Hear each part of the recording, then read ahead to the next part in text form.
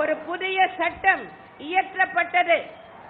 கடந்த 3 ஆண்டுகளில் இப்பல்கலைக்கழகத்திற்கு எனது அரசு 525 கோடி ரூபாய்க்கும் மேலாக வழங்கியுள்ளது.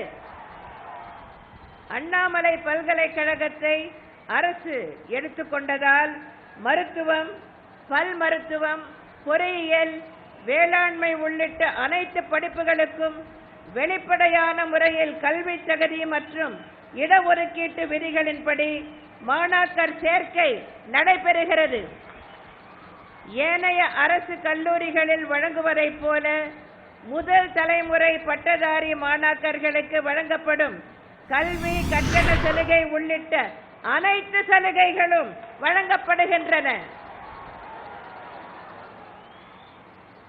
இயற்கை பேரிடர் காலங்களில் எனது அரசின் செயல்பாடுகளை பற்றி ஒரு சிலவற்றை இங்கே குறிப்பிட விரும்புகிறேன். கடலூர் மாவட்டத்தில் இயற்கை சீற்றத்தால் அடிக்கடி பாதிப்புகள் ஏற்படுகின்றன. அவ்வாறான பாதிப்புகளின் போது அவற்றை தணிப்பதற்கு தேவையான நடவடிக்கைகளை எனது தலைமையிலான அரசு எடுத்து வருகிறது. நிவாரணம் மற்றும் மறுசீரமைப்பு நடவடிக்கைகள் விரைந்து எடுக்கப்படுகின்றன.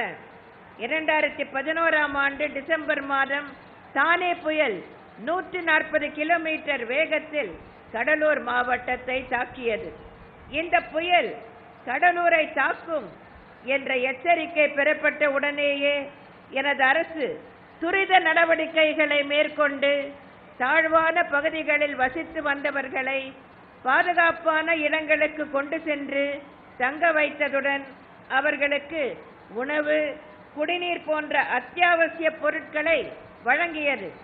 எனது அரசு எடுத்த முன்னெச்சரிக்கை நடவடிக்கைகளின் காரணமாகவே பெருமளவு உயிரிழப்பு தடுக்கப்பட்டது. விரைவான நிவாரணப் பணிகளை எனது அரசு மேற்கொண்டது. கடலூர் மாவட்டத்தில் அனைத்து இடங்களிலும் குடிநீர் விநியோகம் பாதிக்கப்பட்டதுடன் மின் கட்டமைப்புகள் பெரும் சேதத்திற்கு உள்ளாகின. கடலூரில் உள்ள அனைத்து துணை மின் நிலையங்களும் பாதிக்கப்பட்டன. இந்த பாதிப்புகள் அனைத்தும் போர்க்கால அடிப்படையில் சீர் செய்யப்பட்டு 6 மாதங்களில் முடிக்கக்கூடிய பணிகள் 14 தினங்களிலேயே முடிக்கப்பட்டன. பல்வேறு பாதிப்புகளுக்கு உள்ளானவர்களுக்கு 400 கோடி ரூபாய் அளவுக்கு நிவாரணம் வழங்கப்பட்டது. பாதிப்புக்குள்ளான தென்னை, முந்திரி, பலா போன்ற நீண்ட கால பயிர்கள் மீண்டும் பயிர் செய்வதற்கான உதவிகள் வழங்கப்பட்டன.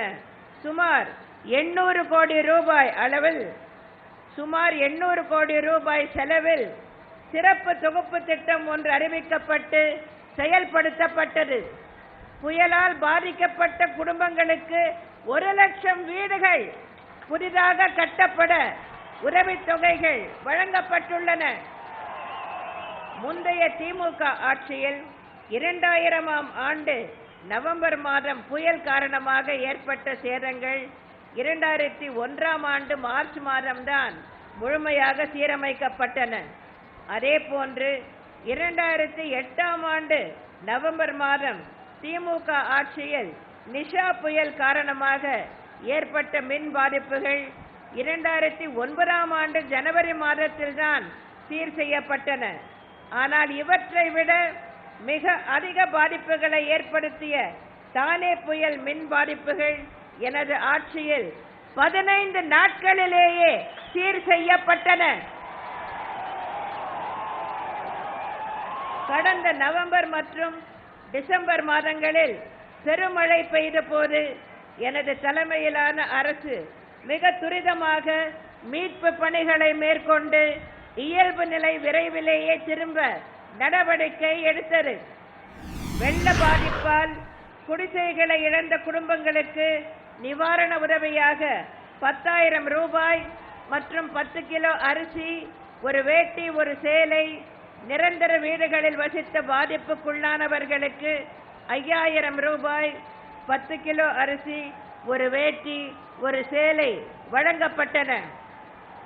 உயிரிழப்பு, குடிசைகள் இழப்பு, பயிர் இழப்பு, கால்நடை இழப்பு, மீன்பிடி உபகரணங்கள் சேதம் மற்றும் வெள்ள நிவாரணம் ஆகியவற்றிற்கு 236 கோடியே 66 லட்சத்து 74,000 ரூபாய் நிவாரணமாக வழங்கப்பட்டுள்ளது. தொழில் முனைவோருக்கு வங்கியிலிருந்து பெறப்பட்ட கடன் தவணையை ஒத்திவைத்தல், மறு கடன் வசதி போன்ற சலுகைகள் வழங்கப்பட்டுள்ளன. மிகச் சிறிய முதலீட்டில் வியாபாரம் செய்யும் சிறு வணிகர்கள், பெட்டிக்கடை நடத்துவோர் ஆகியோருக்கு 5,000 ரூபாய் வட்டி இல்லாமல் கடன் வழங்கும் அம்மா சிறு வணிக கடன் உதவி திட்டம் செயல்படுத்தப்பட்டுள்ளது. இத்திட்டத்தின்படி 11,230 பேர்களுக்கு 5 கோடியே 60 லட்சம் ரூபாய் கடன் வழங்கப்பட்டுள்ளது. வெள்ளம் பாதித்த மாவட்டங்களில் தகுதியான இளைஞர்களுக்கு 25% மூலதன மானியத்துடன் 5 லட்சம் ரூபாய் வரையிலான கடன் வழங்கப்பட்டுள்ளது. மழை வெள்ளத்தால் பாதித்த பகுதிகளில் சுகாதாரத்தை பேணி காக்க பல்வேறு நடவடிக்கைகள் எடுக்கப்பட்ட காரணத்தால் தான் எந்தவித தொற்று நோயும் ஏற்படவில்லை. வெள்ளத்தால் பாதிக்கப்பட்ட மாணாக்கர்களுக்கு பாடப்புத்தகங்கள், நோட்டு புத்தகங்கள், சீருடைகள் ஆகியவை வழங்கப்பட்டுள்ளன. கடலூர் உள்ளிட்ட கடலோர மாவட்டங்களில் பேரிடர் அபாய குறைப்பு திட்டம் என்ற ஒரு திட்டம் உலக வங்கி கடன் உதவியுடன் 1,482 கோடி ரூபாய் செலவில் மேற்கொள்ளப்பட்டுள்ளது. சமுதாய அடிப்படையிலான பேரிடர் மேலாண்மை திட்டம் கடலோர வாழ்விடங்களில் பாதுகாப்பான வீடு கட்டும் பணி, பாதுகாப்பு மையங்கள் கட்டுதல், முன்னெச்சரிக்கை கருவிகள் அமைத்தல், கடலூர், வேளாங்கண்ணி, நாகப்பட்டினம் ஆகிய நகரங்களில் மேல்மட்டத்தில் உள்ள மின் கம்பிகளை பூமிக்கடியில் நிறுவுதல், புதிய மீன் இறங்குதளங்கள் உள்ளிட்ட மீன்வள கட்டமைப்புகளை ஏற்படுத்துதல், மீன்வள மேலாண்மை, மீனவர்களுக்கு கம்பியில்லா தகவல் தொடர்பு ஏற்படுத்துதல், சமுதாய அமைப்பிலான பேரிடர் மேலாண்மை திட்டம் ஆகியவை இந்த திட்டத்தின்படி செயல்படுத்தப்படும். இப்பணிகள் முடிவடையும் போது பேரிடரிலிருந்து கடலூர் பெருமளவு பாதுகாக்கப்படும். கடந்த 5 ஆண்டு காலமாக பல்வேறு துறைகள் மூலம் வளர்ச்சி திட்டங்கள், சாலைகள், பாலங்கள், தெருவிளக்குகள், பள்ளி கட்டடங்கள், மாணாக்கர்கள் விடுதிகள் போன்ற எண்ணற்ற பணிகள் கடந்த 5 ஆண்டுகளில் மேற்கொள்ளப்பட்டுள்ளன. அவற்றில் ஒரு சிலவற்றை மட்டும் தொகுதி வாரியாக தெரிவிக்க விரும்புகிறேன். கடலூர் மாவட்டத்தில் குடிசை பகுதி மாற்று வாரியத்தால் 477 வீடுகள் 21 கோடியே 60 லட்சம் ரூபாய் செலவில் கட்டப்பட்டுள்ளன. 27 கோடி ரூபாய் செலவில் 392 குடியிருப்புகள் கட்டப்பட்டு வருகின்றன. இவையன்றி கடலூர் மாவட்டத்தில் உள்ள 5 நகரங்களில் உள்ள 27 குடிசை பகுதிகளில் 2 கோடியே 17 லட்சம் ரூபாய் செலவில் குடிசை பகுதி மேம்பாட்டு பணிகள் நிறைவேற்றப்பட்டுள்ளன. இதன் மூலம் 6,200 குடும்பங்கள் பயன்பெற்றுள்ளனர். கடலூர், அரியலூர் மற்றும் பெரம்பலூர் மாவட்டங்களில் கடந்த 5 ஆண்டுகளில் 9 தொடக்கப் பள்ளிகள், 2 நடுநிலைப் பள்ளிகள், 71 உயர்நிலைப் பள்ளிகள், 25 மேல்நிலைப் பள்ளிகள், 5 மாதிரி பள்ளிகள் மற்றும் 5 மாணவியர் விடுதிகள் அமைக்கப்பட்டுள்ளன. இந்த மாவட்டங்களில் உள்ள பள்ளிகளில் வகுப்பறைகள், ஆய்வகங்கள், கழிவறைகள், குடிநீர் வசதிகள், சுற்றுச்சுவர் ஆகிய வசதிகள் 314 கோடி ரூபாய் செலவில் ஏற்படுத்தப்பட்டுள்ளன. கடலூர் மாவட்டத்தில் நகராட்சிகள் மூலம் 513 கோடி ரூபாய் மதிப்பீட்டில் 18,000க்கும் மேற்பட்ட பணிகள் செயல்படுத்தப்பட்டுள்ளன. கடலூர் மாவட்டத்தில் பேரூராட்சிகள் மூலம் 96 கோடி ரூபாய் மதிப்பீட்டில் சாலைகள், தெருவிளக்குகள், குடிநீர், திடக்கழிவு மேலாண்மை, பூங்காக்கள், சமுதாய கழிவறைகள், சுகாதார வளாகங்கள் ஆகிய பணிகள் செயல்படுத்தப்பட்டுள்ளன. இதேபோன்று அரியலூர் மாவட்டத்தில் பேரூராட்சிகள் மூலம் 10 கோடி ரூபாய் மதிப்பீட்டிலான பணிகளும், பெரம்பலூர் மாவட்டத்தில் 31 கோடி ரூபாய் மதிப்பீட்டிலான பணிகளும் செயல்படுத்தப்பட்டுள்ளன.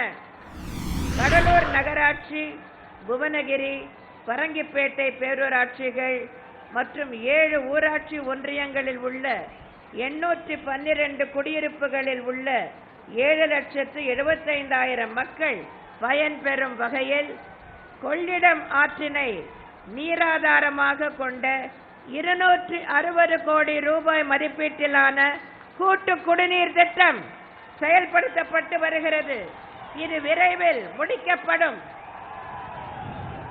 பெரம்பலூர், வேப்பந்தட்டை, ஆலத்தூர் ஆகிய ஒன்றியங்களை சார்ந்த 306 குடியிருப்புகள், அரும்பாவூர் மற்றும் பூலாம்பாடி பேரூராட்சிகளில் உள்ள சுமார் 2.57 லட்சம் மக்கள் பயன்பெறும் வகையிலான கூட்டு குடிநீர் திட்டம் 61 கோடி ரூபாய் செலவில் மேற்கொள்ளப்பட்டுள்ளது. இத்திட்டம் இன்னும் சில மாதங்களில் முடிக்கப்படும். மேலும் பெரம்பலூரில் விடுபட்ட பகுதிகளில் 9 கோடியே 50 லட்சம் ரூபாய் செலவில் பாதாள சாக்கடை திட்டம் செயல்படுத்தப்பட்டு வருகிறது. இன்னும் சில மாதங்களில் இது முடிவரும். கடலூர் பாதாள சாக்கடை திட்டம் 65 கோடி ரூபாய் செலவில் முடிக்கப்பட்டு பயன்பாட்டிற்கு கொண்டு வரப்பட்டுள்ளது. அரியலூரில் உள்ள தமிழ்நாடு சிமெண்ட் நிறுவனத்தின் உற்பத்தி திறனை 5 லட்சம் மெட்ரிக் டன்னிலிருந்து 15 லட்சம் மெட்ரிக் டன்னாக உயர்த்திடும் வகையில் 750 கோடி ரூபாய் செலவில் இந்த தொழிற்சாலை விரிவாக்கம் செய்யப்படும்.